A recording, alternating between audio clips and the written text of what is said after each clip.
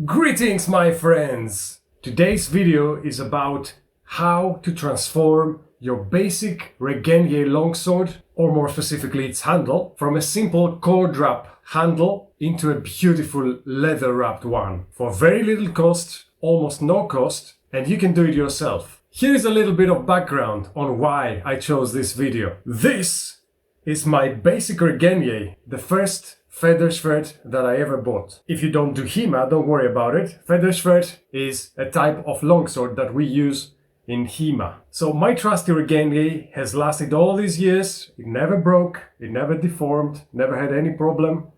I've used it for countless hours. I've sparred, I've fought in tournaments, I've done everything with it.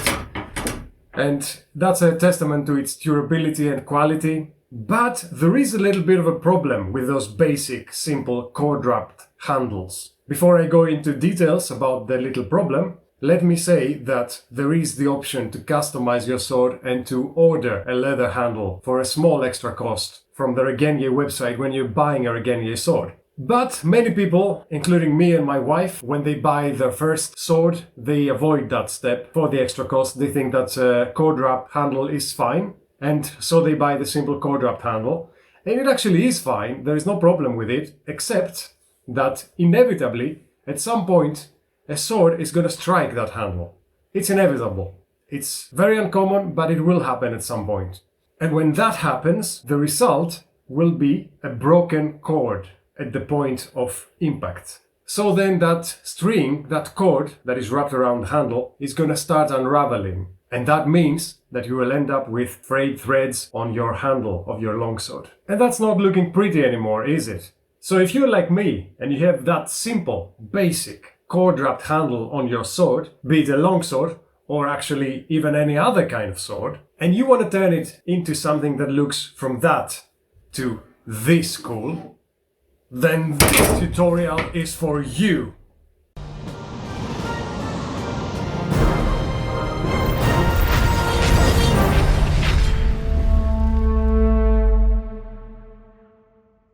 Here, naturally, I'm starting with removing the old cord.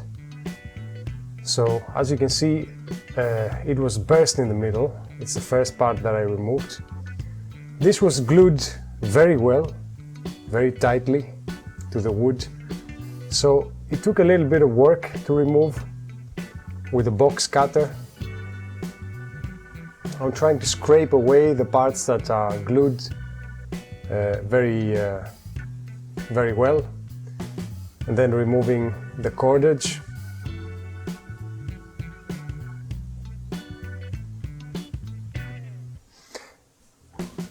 Underneath the cordage there was some kind of yellow tape that they're using. I'm not sure how they're using it when they're making those handles. Maybe they're just securing I think maybe it's just a way of securing some of the cord in the beginning, and then they apply the glue. I don't know what they do, but you know, in parts of the handle. And I did two swords. It wasn't just one case. I did mine and my wife's. So both of them had that yellow tape, and especially my wife's actually had a lot more than mine. So I don't know what's the deal with that tape. But as you can see, I tried to remove as much of it as I could, and well, I also left some on the handle because I thought, you know, it will still work just as well with the contact cement afterwards. Here you can see me removing some, but not all of it.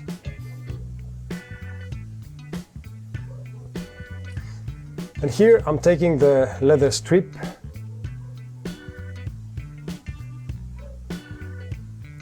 so I'm cutting it diagonally because I need to start, and in the beginning it has to be thinner and it has to become thicker until it reaches its full length. Here I'm trying to try it without any glue, just to see if, how it fits, and also if it's long enough, which is the most important thing.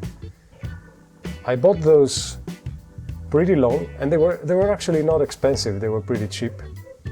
I bought them from a leather working shop that fixes shoes, and I saw that it was long enough, so then I proceeded to the contact cement. Now, here in Greece we call this kind of glue, we call it benzene glue, not contact cement. I don't know if it's any different. I think they both have, benzene as their base. So probably it's the same thing.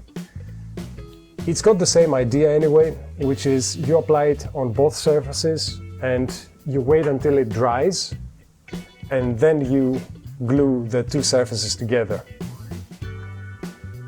And it works the best with leather on both sides, but it also works with wood and leather. Here I'm also applying it on the leather strip. Now, I didn't have a brush, like a proper brush, to do this with, so I improvised, of course, and I used a piece of rope. And I actually am very happy that I managed to not make a mess with this method. I used just a rope, which was not ideal for the situation, and I actually didn't touch anything with the rope and the glue. It was a perfect application on both surfaces without making any, not even the slightest mess, which I actually was very surprised by. I was expecting to make a little bit of a mess and then clean it up. But yeah, it worked pretty well.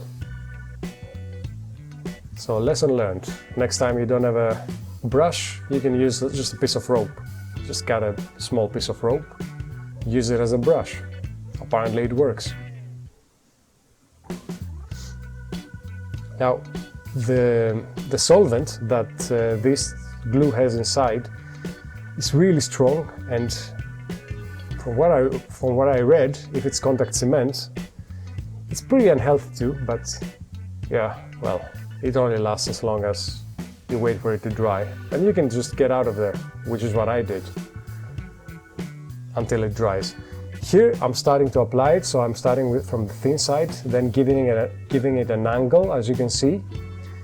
I'm not overlapping the strap because this was a very thick strip, leather strip, and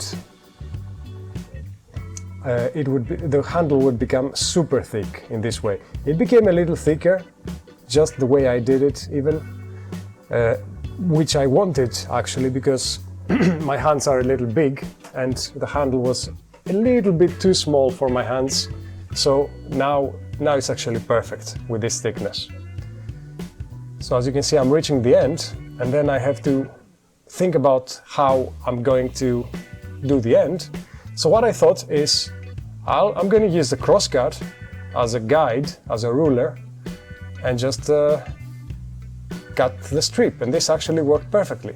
And then I made a mistake, which is I took that punch and I punched a hole because I had seen another method, which was an overlapping method, and also with a thinner strip, in which they were passing the tip through the hole and tying it this way.